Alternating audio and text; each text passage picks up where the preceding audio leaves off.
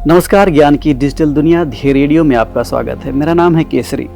एक राष्ट्र एक चुनाव यानी वन नेशन वन इलेक्शन एक ऐसा विचार है जिसका जिक्र भारतीय राजनीति में लंबे समय से हो रहा है। इसका मतलब है कि देश में लोकसभा और राज्य विधानसभा के चुनाव एक साथ कराए जाएंगे। बहरहाल अभी मौजूदा वक्त में यानी अभी तक लोकसभा और विधानसभाओं के चुनाव अलग अलग समय पर हो रहे हैं, जिससे हर साल किसी न किसी राज्य में चुनावी प्रक्रिया चलती रहती है। बस इसी स्थिति को सुधारने और चुनावी खर्चे को कम करने के लिए केंद्र सरकार ने एक बड़ा कदम उठाते हुए 17 दिसंबर को यानी कल ही लोकसभा में एक राष्ट्र एक चुनाव विधेयक पेश किया। इसके लिए 2 विधेयक पेश किए गए थे। मैं मोटा मोटी ही बात कर रहा हूँ। जो टेक्निकली पेश किए गए हैं, 2 संविधान संशोधन विधेयक पेश किए गए हैं। खैर, वापस लौटते हैं अपने मूल मुद्दे पर। यह विधेयक संविधान में कई बदलावों का प्रस्ताव रखता है।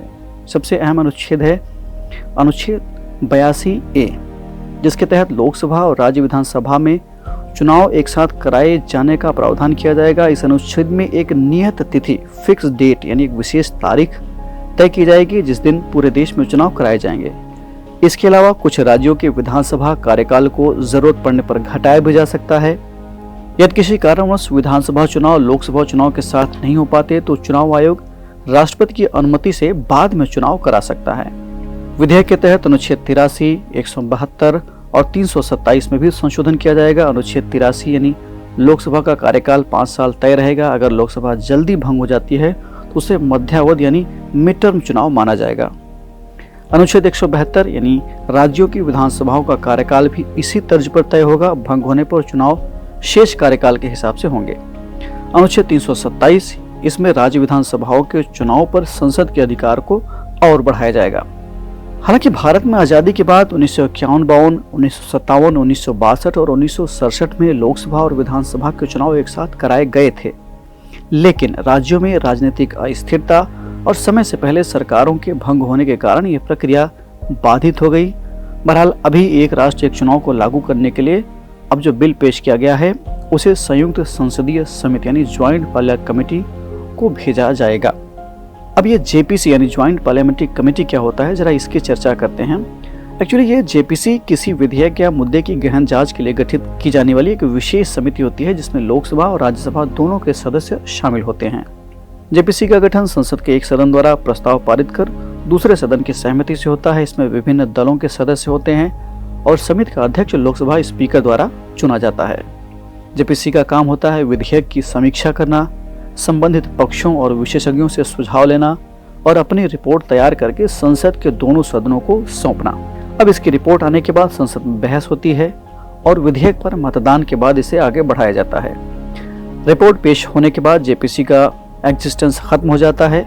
यहाँ एक बात आपको जाननी चाहिए कि सरकार जेपीसी की सिफारिशों को मानने के लिए बाध्य नहीं है। हालांकि इन सिफारिशों पर संसद में बहस होती जरूर है।